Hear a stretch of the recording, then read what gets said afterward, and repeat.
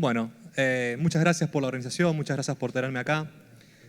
Me pidieron que venga a dar una charla de emprendimientos y de emprendedores. Y la verdad que me pidieron que sea algo, ¿viste?, inspirador, que los motive, que los mueva. Me puse a pensar un poco qué es lo que le podía decir, ¿sí? Me puse a pensar un poco qué es lo que a mí me hubiese gustado que me digan hace 12, 13 años atrás cuando arrancamos. Y me puse a pensar un poco en las expectativas que yo tenía cuando comencé a emprender y la realidad que efectivamente fue con lo que me topé al momento de emprender. Y llegué a la siguiente conclusión, algo que me hubiese gustado mucho que me digan hace 10 años atrás. Si están pensando en emprender, no lo hagan. Por favor, les digo, no lo hagan. No lo hagan. Piensen conmigo, yo pensaba que emprender era estar con tu Mac en un lugar ahí en Palermo, súper cool, manejando tus tiempos, ¿no? Porque eso es lo que te vendían como muchos emprendedores mediáticos. Y me encontré con la siguiente realidad.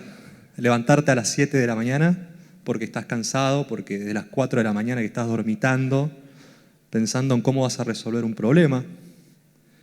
Llegás a las 9 a una reunión con inversores que te habían prometido que te iban a dar el financiamiento que necesitas para seguir creciendo, para pagar los sueldos de agosto, y el tipo te dice, ¿sabes qué? Voy a esperar a que terminen las elecciones, hay demasiada incertidumbre.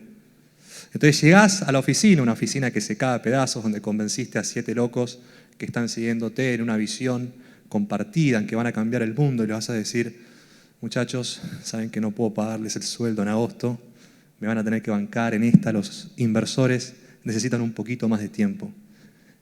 Y a la tarde te cae, qué sé yo, te cae un sindicato que dice, che, contrataste 7 tipos, los tenés que afiliar urgentemente.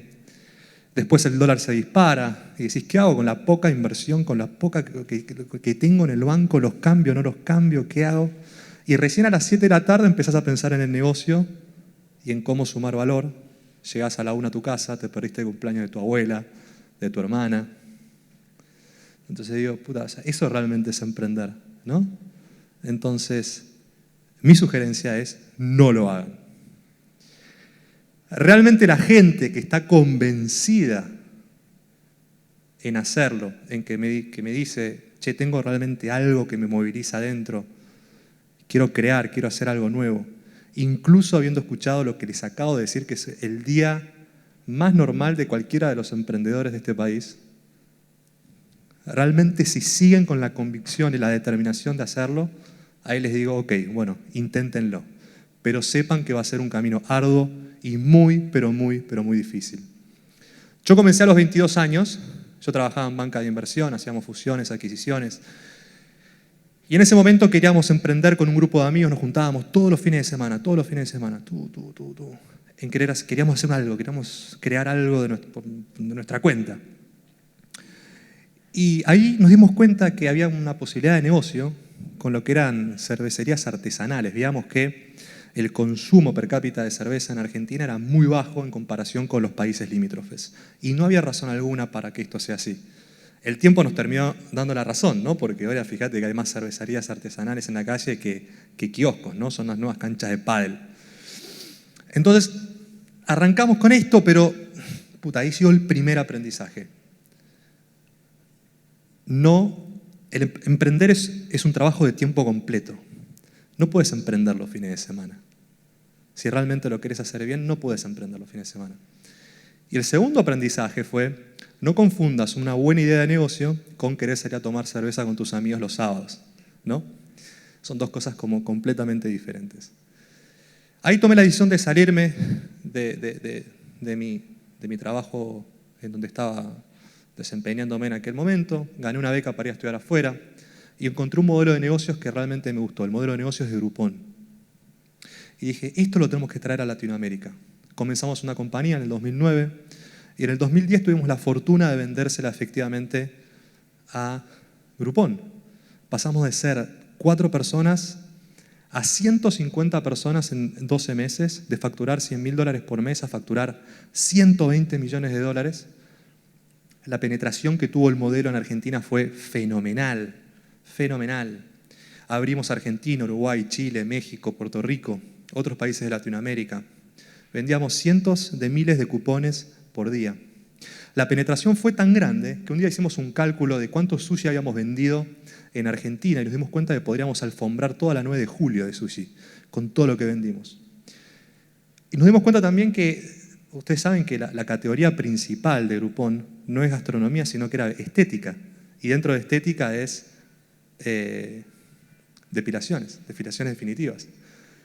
Probablemente no hay un hombre en esta sala que sepa más de depilaciones definitivas que yo, ni mujer tampoco. Y nos dimos cuenta de cuánto pelo habíamos sacado realmente a los argentinos y a las argentinas, y podíamos hacer 16 trajes en escala real de Chewbacca. Tremendo. Con semejante penetración nos dimos cuenta de, che, si esto es un negocio de nicho,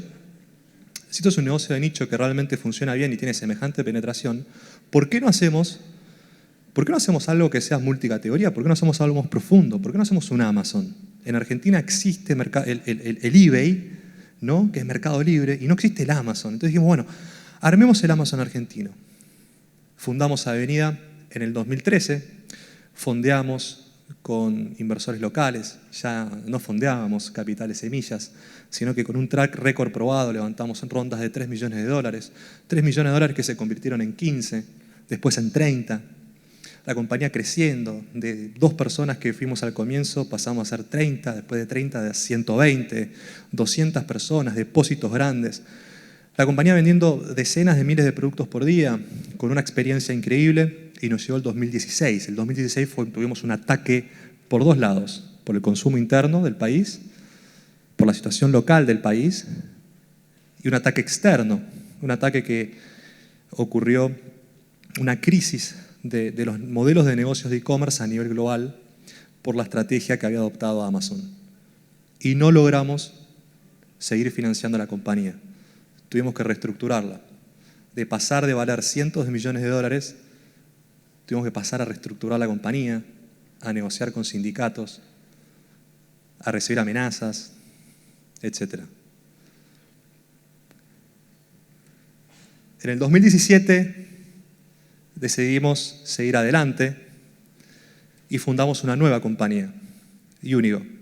Ya fuera de lo que es comercio electrónico, nos queríamos meter en lo que es fintech. Y veíamos que dentro de fintech existía una posibilidad de hacer algo muy significativo, con mucho impacto en el mundo de los seguros. Porque la distancia entre lo que realmente existía y lo que podía construirse con tecnología era muy grande. Y así armamos la primera aseguradora digital y directa de la Argentina, con el respaldo de uno de los grupos más grandes a nivel asegurador de Argentina, que se llama el Grupo San Cristóbal. Lanzamos la compañía en el 2018. Hoy somos uno de los principales emisores directos de la Argentina y tenemos la mejor experiencia aseguradora del mercado local. Duplicamos en experiencia a la segunda mejor aseguradora del mercado local. Tenemos un equipo de 140 personas. Logramos reconvertirnos después de Avenida y armar una nueva compañía exitosa que hoy en día está creciendo y se está convirtiendo en un referente regional de lo que es fintech y de lo que es insurtech. Entonces, para finalizar, el mensaje que tenía es, creo que hay una canción de Versuit que dice que tu amor te corta la cara, ¿no? ¿Sí? Que el país te corta la cara, lo que más te gusta te corta la cara. Y creo que muchas veces esto es verdad. ¿Sí? Pero depende de uno, depende de mí, ahora depende de ustedes hacer algo para cambiarlo. Y realmente en estos días que estamos viviendo con tanta incertidumbre, con tanto estrés, con tanta ansiedad, sepan que realmente depende de uno mismo, de ustedes, de poder hacer las cosas distintas. Este país, esta región necesita más emprendedores, pero emprendedores de verdad, emprendedores como los que cité hace unos minutos, ¿no? Que con esas agendas cargadas, esas agendas estresantes, necesita de más emprendedores. Solamente la gente emprendedora, con determinación, con constancia, con perseverancia, van a ser los reales agentes de transformación de esta región pobre y de este país pobre. Así que, muchachos, es difícil, pero los invito a que lo prueben. Muchas gracias.